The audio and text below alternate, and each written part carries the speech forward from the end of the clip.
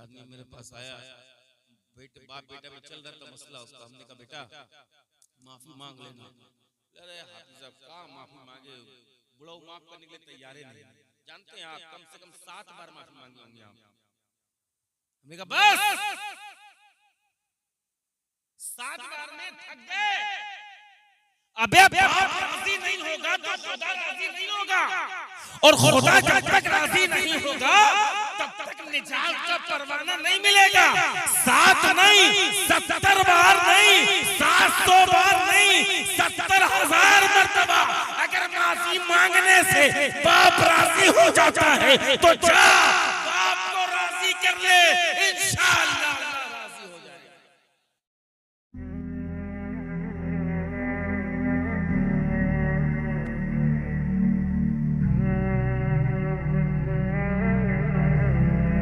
जलसों में जब हम जाएं ना तो अल्लाह का जिक्र, अल्लाह के रसूल का जिक्र, बुजुर्गान दीन का जिक्र सुन करके कुछ अपने अंदर इस्लाह की कोशिश करें, मिजाज बनाएं कि हम कुछ सीखेंगे। मेरे एक करम फरमा ने फोन किया कि आज फलां साहब के यहाँ प्रोग्राम है, आप जाएंगे? हमने कहा हाँ। तो आएंगे इंशाअल्लाह, मुहर्रम के टॉपिक पे तो आप बोलेंगे। हमने कहा क्यों मुहर्रम के टॉपिक पे बोलेंगे? इश्तिहार में लिखा है अज़मत वालिदैन, तो वालिदैन पे बोलेंगे। अरे छोड़िए मुहर्रम में, मुहर्रम के टॉपिक पे जब बोलिएगा आप थोड़ा सा रोएंगे, गाएंगे, थोड़ा नारा लगाएंगे। अज़मत वालिदैन सीखना नहीं है हमको साल में एक बार अजमेर जाना है, 6 महीना में एक बार रानीगंज जाना है, हफ्ते हफ्ता डिशड़गढ़ जाना है, भारी से भारी नजराना मुजावरों को देना है, भारी से भारी चादर चढ़ाना है, और भारी से भारी फातिहा। माँ बाप जाए भाड़ में, नहीं सुनना अज़मत वालिदैन, नहीं सुनना अज़मत वालिदैन। बाप को क्या होता है होने दो, माँ को क्या होता है होने दो। बाप बीमार है रहने दो, माँ बिस्तर पे है रहने दो। बीवी को खुश करना है, बाबा को खुश करना है। क्या मिजाज हमारा हो गया है? अरे बोलो क्या मिजाज हो गया है? बोलिएगा क्या मिजाज हो गया है? डर से बोल भी नहीं रहे। बीवी को और बाबा को, ये बाबा का लफ्ज मैंने इस्तेमाल किया मज़ाहिया तौर पे नहीं, सबक लो। मैं ये बताना चाहता हूं आपको कि तुम्हारी शॉपिंग से बीवी खुश हो जाती है, और मजार पे 100 बार आने जाने से क्या आपको पता है बाबा खुश हो जाते हैं? बोलो ना, अरे बोलना भाई, खुश हो जाते हैं। चलो खुश कर लो बाबा को। कैसे खुश होते हैं मनाने की कोशिश करो। जाओ कोई मुजावर आपको बताएगा 40 जुमरात आने से यहाँ पर बाबा खुश हो जाएंगे, 32 जुमरात आने से खुश हो जाएंगे। चलो जाओ, मना नहीं करते। लेकिन मुस्तफा जाने रहमत सल्लल्लाहु अलैहि वसल्लम ने इरशाद फरमाया, जिस बंदे से बाप नाराज होगा उससे रब भी,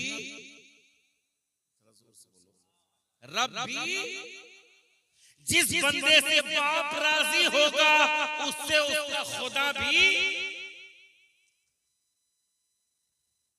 हम जो बोले वही आप सुने या कुछ दूसरा सुने? जिस बंदे से बाबा राजी हो उससे खुदा राजी, ऐसा कुछ बोले हम? क्या नहीं ना, क्योंकि ऐसा हम कुछ पढ़े भी नहीं। हम पढ़े जिससे बाप राजी उससे बाप को नाराज करके। खैर नमाज तो हम लोग आजकल पढ़ते नहीं हैं, आप लोग तो माशाल्लाह सब पढ़ते होंगे अल्हम्दुलिल्लाह।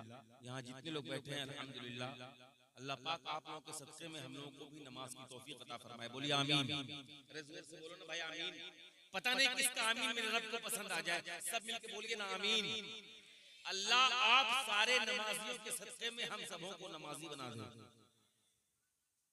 बोल पा रहे सब आमीन। अच्छा जुमला बदल देते हैं, अल्लाह इसमें जितने नमाजी हैं उनके सदके जितने बेनमाजी हैं उनको नमाजी बना दे। जरा जोर से बोलो आमीन। तो नमाज अव्वलन पढ़ते नहीं, अगर पढ़ते भी हैं तो सुन लो, फजर पढ़ो, जोहर पढ़ो, असर पढ़ो, मगरिब पढ़ो, इशा पढ़ो, तहज्जुद पढ़ो, इशराक पढ़ो, चाश पढ़ो, वाबिन पढ़ो, जितनी चाहे नमाजें पढ़ो, लेकिन याद रखना अगर अब्बा नाराज है तो भले फर्ज की अदायगी आपकी हो रही है, फर्ज जो है आपके जिम्मे है वो अदा हो रहा, लेकिन रब राजी। एक आदमी मेरे पास आया, बाप बेटा में चल रहा था मसला उसका, हमने कहा बेटा माफी मांग लेना। अरे हाफिज साहब कहाँ माफी मांगे, बुढ़ाऊ माफ करने के लिए तैयार नहीं, जानते हैं आप कम से कम 7 बार माफी मांगे होंगे आप। हमने कहा बस 7 बार में थक गए, अबे बाप राजी नहीं होगा तो खुदा राजी नहीं होगा, और खुदा जब तक राजी नहीं होगा तब तक निजात का परवाना नहीं मिलेगा। 7 नहीं, 70 बार नहीं, 700 बार नहीं, 70,000 मर्तबा अगर माफी मांगने से बाप राजी हो जाता है तो जा बाप को राजी कर ले, इंशाअल्लाह राजी हो जाएगा। पगला हो गया, इस 7 बार में अकबा गया। अल्लाह ताला ने आदम अलैहिस्सलाम को जब जमीन पे भेजा, आदम अलैहिस्सलाम से फरमाया था आप मेरे खलीफा हैं, जन्नत में रहिए, इस दरख्त के करीब मत जाइएगा। मशीयत ऐसी है, आदम अलैहिस्सलाम गए, अल्लाह ने उनको जमीन पे उतारा, आदम अलैहिस्सलाम अल्लाह की बारगाह में इस्तिग़फ़ार करने लगे, ए अल्लाह तू राजी हो जा, हम वहां गए थे, नहीं जाना चाहिए, हम वहां गए थे, अब तू राजी हो जा, अब तू राजी हो जा। 1 बार, 2 बार, 10 बार, 20 बार, 50 बार, 100 बार। आप अंदाजा कर सकते हैं अल्लाह ने अपने आदम अलैहिस्सलाम ने अपने अल्लाह को कितनी बार मनाया, कितनी बार कोशिश की, आपको अंदाजा है? और कितने दिन तक? तारीख में बात आई 300 साल। कितने? मुंह से बोलो। 300 साल अल्लाह का नबी, अल्लाह का खलीफा अल्लाह को मनाता रहा, तब अल्लाह ने रिज़ा का परवाना अता किया। हमारे और तुम्हारे अब्बा आदम अलैहिस्सलाम 300 साल उसको राजी कर रहे हैं, और तुम 7 बार अब्बा से माफी मांगने के लिए गए तो थक गए, और मुंह से निकला क्या मालूम, बुढ़वा राजी नहीं होता है, मानबे नहीं करता। दूर छोड़िए, हटाइए, जाए दीजिएगा, हम अपनी जिंदगी जिएंगे। मेरे भाई समझना है तो हम आपको कुछ हदीसें सुनावे, इरादा है अगर तो बीच में जो कुर्सियां खाली हो गई उसको आगे बढ़ करके भरिए, हो जाएगा। अपने से जबरदस्ती वाला नहीं, अपने से बीच में जो कुर्सियां खाली हो गई उसको आगे बढ़ के भरिए। मेरी तकरीर तबईयार को बेचैन करती है, सबब क्या है वही कहता हूं जो दिल पे गुजरती है। अल्लाह जिसको आगे आने बोले वो तो नहीं आए, और जो नहीं समझ पाएंगे गुफ्तगू शायद वही आगे आ रहे हैं। अल्लाहुम्मा सल्ली अला सय्यिदना मौलाना मुहम्मद व अला आलि सय्यिदना मौलाना मुहम्मद कमा तुहिब्बु व तर्दा बिसल्ली अलैहि सलातु व सलाम अलैका या रसूलुल्लाह सल्लल्लाहु तआला अलैहि वसल्लम। कोई बात नहीं है, आप जहां हैं वहीं रहिए, आवाज आराम से पहुंच रही है। माँ बाप पर गुफ्तगू सुनिएगा या कोई दूसरी टॉपिक शुरू कर दे, बोलिए ना, या इसको उल्टा कर दे।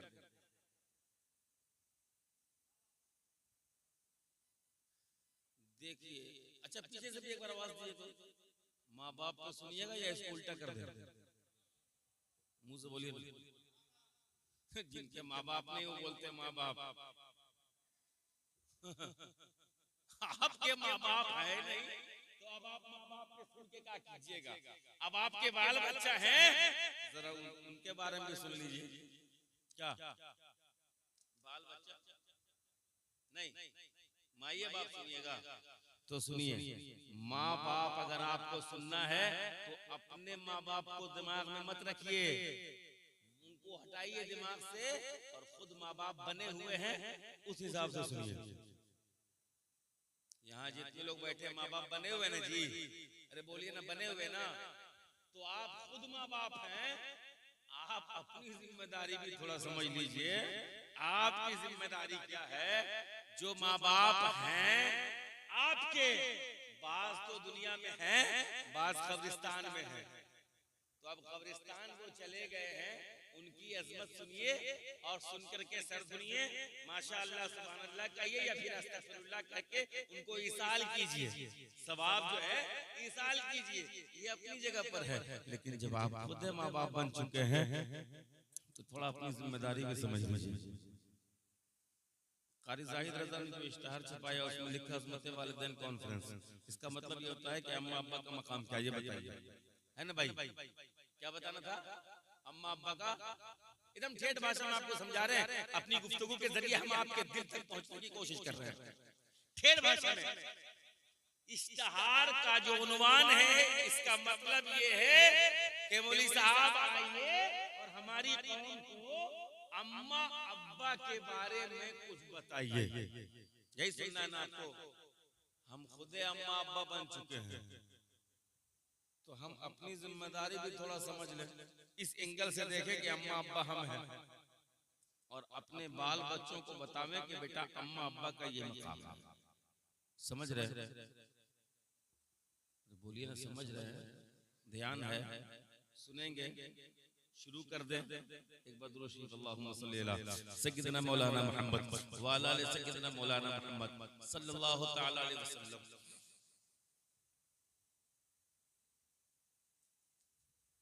माँ का मकाम क्या है? बाप का मर्तबा क्या है? मफ़हूम हदीस आका करीम ने इरशाद फरमाया, एक सहाबी के सवाल के जवाब पर जब सहाबी ने पूछा था, या रसूल अल्लाह, हमारे ऊपर सबसे ज्यादा हक किसका है? इस धरती पर हमारे ऊपर सबसे ज्यादा हक किसका है? मेरे आका ने फरमाया, माँ का। सहाबी ने अर्ज किया, या रसूल अल्लाह फिर? आका ने फरमाया, माँ का। सवाल हुआ फिर? आका ने फरमाया, माँ का। कितनी बार फरमाया? बोलिए। सहाबी ने पूछा फिर, यानी इसके बाद? आका ने फरमाया, बाप का। नंबर एक सबसे ज्यादा हक माँ का, नंबर दो सबसे ज्यादा हक माँ का, नंबर तीन सबसे ज्यादा हक माँ का, नंबर चार सबसे ज्यादा हक। अरे तीन के बाद चौथा नंबर पे मेरे आका ने क्या फरमाया? बाप का। यानी पहले तीन माँ, चौथे नंबर पे बाप। और यहाँ जितने लोग बैठे हैं सब हैं बाप। ये टेंशन में आ जाए कि आका करीम सल्लल्लाहु अलैहि वसल्लम ने माओ को मकाम इतना दिया और अब्बा को चौथे नंबर पे। नहीं, घबराना नहीं, तुमको जो मिला वो किसी को नहीं मिला। सुभान अल्लाह। अरे मोहब्बत से बोलो ना। फरमा दिया, जब तक बाप राजी नहीं होगा रब राजी नहीं होगा। सुभान अल्लाह। लेकिन इस हदीस पाक में जिसका मफहूम मैंने आपको बताया, इस हदीस पाक में अगर आप समझना चाहें कि पहले नंबर पे फरमाया माँ, दूसरे नंबर पे माँ, तीसरे नंबर पे माँ और चौथे नंबर पे बाप, इस हदीस पाक में अगर आप कहेंगे साहब इस हदीस पाक में तो मर्द का मकाम बहुत पीछे है, इस हिसाब से औरत तो बहुत आगे है। नहीं, हदीस को समझना कोई खेल खिलौना थोड़े ना है। हुजूर की हदीस मजाक है, आम आदमी की बात नहीं है। आका करीम सल्लल्लाहु अलैहि वसल्लम ने इरशाद फरमाया ना, एक नंबर, दो नंबर, तीन नंबर। क्यों? अगर कोई सवाल ये करे क्यों, तो उसका जवाब ये है कि औलाद की परवरिश में जितनी दिक्कतें परेशानियां माँ उठाती है, बाप बोलो ना, जितनी परेशानी। आज एक औरत मेरे पास आई, उसने हमको बताया कि यके बाद दीगरे 3 औलाद मेरी हुई और तीनों विकलांग। उन तीनों को 16 साल मैंने पोसा है। अब आप अंदाजा लगाएं वो औरत कितनी मेहनत करती होगी। 3 के 3 विकलांग, किसी का दोनों पैर काम नहीं करता, किसी का हाथ और पैर काम नहीं करता, किसी का दिमाग काम नहीं करता। ऐसे में बाप छोड़ सकता है उसको, या थोड़ी देर के लिए बाहर निकल सकता है, ड्यूटी के बहाने, दोस्तों से मिलने के बहाने जा सकता है, लेकिन माँ उसको 1 सेकंड के लिए, अरे बोलो, छोड़ती है? नहीं। बाप बगल में सो जाता है, अगर बेटा जाग रहा हो, अगर बच्चा जाग रहा हो तो बाप सो जाता है, लेकिन माँ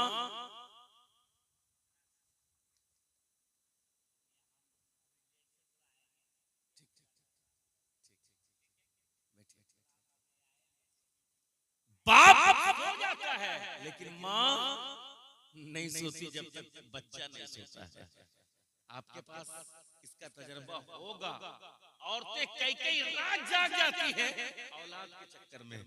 बाप सो जाता है ये कह के, अरे तुम उसको संभालो, हमको सुबह ड्यूटी जाना है। क्या बोलते हैं? हमको सुबह, भाई साहब आप ड्यूटी जाएंगे तो वो क्या दिन भर सोएगी? तो खाना कौन बनाएगा? कपड़ा कौन धोएगा? घर की सफाई कौन करेगा? इधर उधर का काम कौन करेगा? करना तो उसी को है। रात भी जागती है, दिन भी जागती है। इस एंगल से अगर आप देखें तो आपको बात समझ में आएगी। औलाद की परवरिश में जितनी ज्यादा दिक्कतें, परेशानियां, मुसीबतें माँ उठाती है, बाप के हिस्से में उतनी परेशानी। सहमत नहीं आप लोग? बाप के हिस्से में उतनी परेशानी तो नहीं ना है।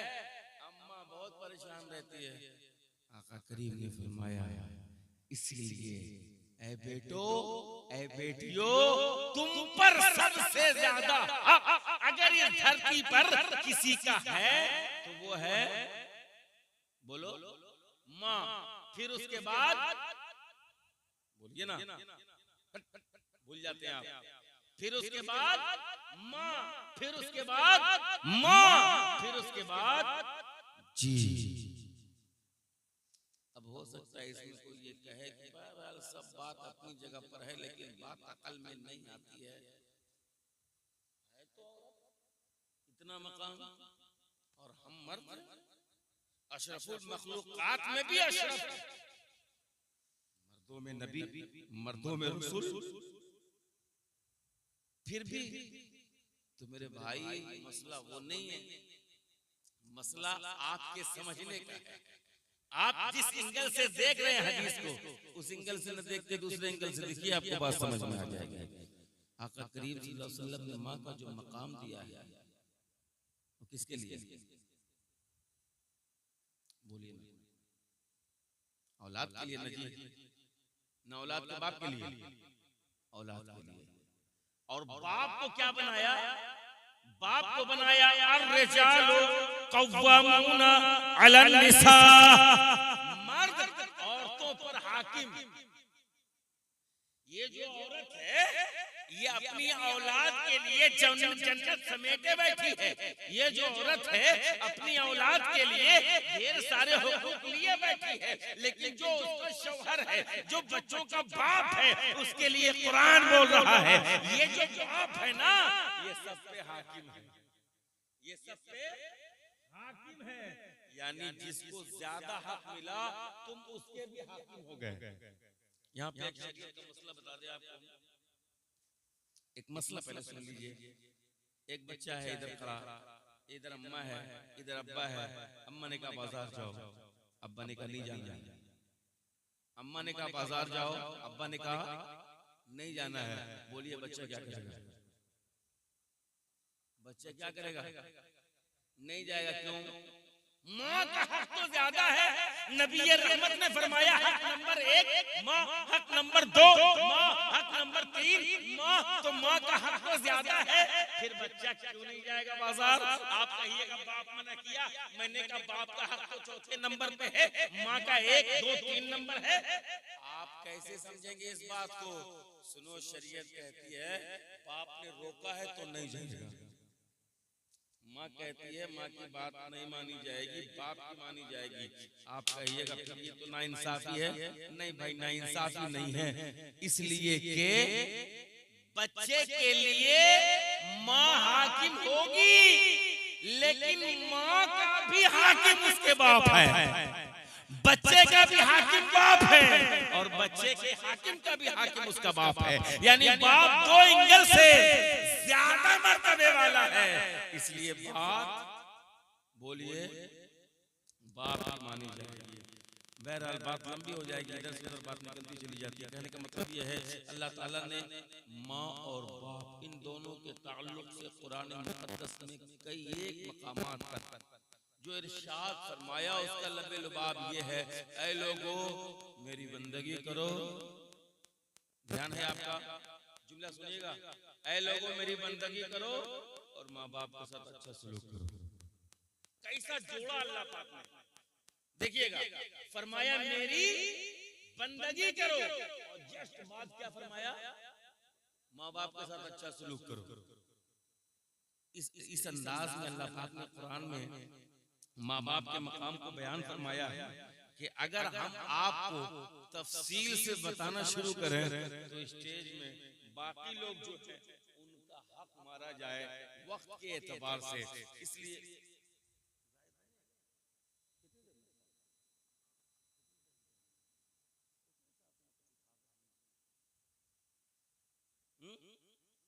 अल्लाहुम्मा सल्ली अला सय्यिदिना मौलाना मुहम्मद व अला आलि सय्यिदिना मौलाना मुहम्मद कमा तुहिब्बु व तर्दा बि अन तुसल्ली अलैहि सलातु व सलामुन अलैका या सय्यिदी या रसूलुल्लाह सल्लल्लाहु तआला अलैहि वसल्लम। माँ बाप के मकाम मरातिब को अल्लाह उसके रसूल ने कुरान शरीफ में जा बजा इरशाद फरमाया। एक आयत का मफहूम आपको बता दें, वला तकुल लहुमा उफ़्फ़िन वला तनहरहुमा व कुल लहुमा क़ौलन करीमा। माँ बाप के मामले में उफ भी न करना, चिल्लाना तो दूर की बात है, उफ भी न करना। अगर तुम उफ करोगे कुरान के हिसाब से मुजरिम हो जाओगे। अच्छा, ये कुरान ने कहा उफ न करना, और हमारा और आपका समाज, हमारी आपकी सोसाइटी, हमारा आपका मुआशरा, जरा मुआशरे में झांक के देखें। एक बच्चा रात में 11 बजे घर आता है, माँ पूछती है कहाँ से आ रहा है, वो इधरे थे। अरे कहाँ से आ रहा है, इधरे थे। कहाँ से आ रहा है, इधरे थे। फिर पूछी कहाँ से आ रहा है, दिमाग खराब करके रख दिया, चाटते रहती जब खरा, इसलिए खिलाने का मन नहीं करता है। अस्तगफिरुल्लाह अस्तगफिरुल्लाह। अरे तूने डांटा तो किसको डांटा, तूने बुलंद आवाज से चीख चिल्लाकर अगर सहमाया तो किसको सहमाया, अपनी माँ को जिसने 9 महीना तुझे पेट में रखा उसको, जिसने खुद पेशाब में सो के तुझे सूखे में सुलाया उसको, जिसने अपना निवाला मुंह से निकाल के तुम्हें खिलाया। तो अपनी माँ को डांट रहा है। कुरान कहता है फला तकुल लहुमा उफ, उनको उफ भी ना करना। यहाँ उफ करने मना किया जा रहा है। एक औरत मेरे पास आई, उसने कहा मौलाना साहब मेरा बेटा मुझे बहुत मारा, मेरा बेटा मुझे। अब देखिए इस जुमले से हो सकता है मेरी गुफ्तगू जरा सा चेंज हो जाए, पटरी उतर जाए। औरत ने कहा मेरा बेटा मुझे बहुत मारा है। मैंने कहा अच्छा किया। वो और दाव रोने लगी। मौलाना साहब हम आपके पास फरियाद लेके आए हैं, आप मेरी फरियाद सुनेंगे और कुछ मेरे हक में दुआ करेंगे।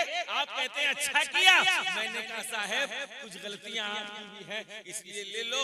वो जो मारा है उसको जहन्नम में जो मिलना है वो मिलेगा, उसको कब्र में जो मिलना है वो मिलेगा, उसको दुनिया में इसका एवज, इसका बदला जो मिलना है वो मिलेगा। लेकिन कुछ तुम्हारे करतूत का भी बदला तुमको मिल रहा है। समझे आप? नहीं समझे? देखिए तकरीर जरा सी उलट गई यहाँ पे। चलना था इस धारे में, जस्ट यू टर्न हो गया। आप समझ रहे? माँ बाप के लिए जो मकाम मरातिब कुरान और हदीस में बयान किए गए ऐसे नहीं, बहुत सारी जिम्मेदारियां माँ बाप की हैं और माँ बाप सारी जिम्मेदारियों से जब तक सबकदोश नहीं हो जाता है तब तक के लिए वो अपनी औलाद की तरबियत में मुकम्मल नहीं है।